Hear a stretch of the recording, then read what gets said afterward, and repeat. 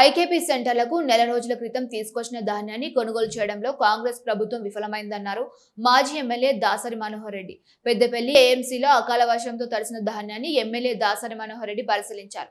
రైతుల సమస్యలపై ఆరా తీశారు. ఈ సందర్భంగా దాసరి మాట్లాడుతూ ఐకేపీ సెంటర్లకు నెల రోజుల క్రితం తీసుకొచ్చిన ధాన్యాన్ని కొనుగోలు చేయడంలో కాంగ్రెస్ ప్రభుత్వం పూర్తిగా విఫలమైందన్నారు.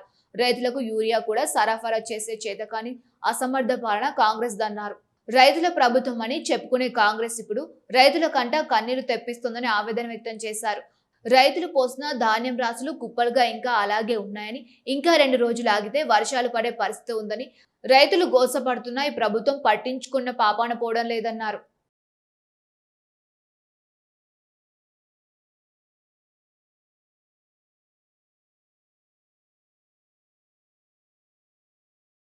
రైతన్నలు 6 కాలం కష్టపడి పండించిన ధాన్యాన్ని మొక్కజొన్న కానీ వరి ధాన్యం కానీ దాదాపు ఒక నెల 15 రోజుల నుంచి పెద్దపల్లి మార్కెట్ యార్డ్లో మరి కుప్పలు పోయటం జరిగింది.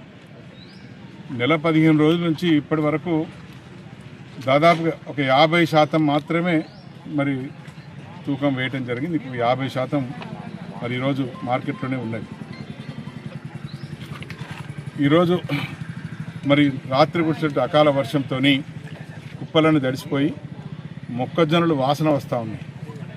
అట్లాగే వరి ధాన్యం కూడా కింద తడిసిపోయి ధాన్యం కూడా మొలకెత్తేటువంటి అవకాశం ఉంది. మరి ఇటువంటి పరిస్థితులు రైతులు చాలా ఇబ్బందులు పడుతూ ఉన్నారు. వాళ్ళు కష్టపడి పండించిన ధాన్యాన్ని అమ్ముకోవటానికే చాలా ఇబ్బందులు పడుతూ ఉన్నారు. ఇది కాంగ్రెస్ ప్రభుత్వం యొక్క విధానం. ఇది ఈ ప్రభుత్వంలో రైతన్నకు అన్ని రకాల నష్టమే జరుగుతూ ఉంది. మరి రైతు పంట పండించేటప్పుడు అవసరమైనటువంటి మరి యూరియా బస్తాలు కానీ మందు బస్తాలు కానీ ఇచ్చేటువంటి పరిస్థితి లేదు. అట్లాగే రైతుకు అవసరమైన పెట్టుబడి ఇచ్చేటువంటి సాయం కూడా లేదు.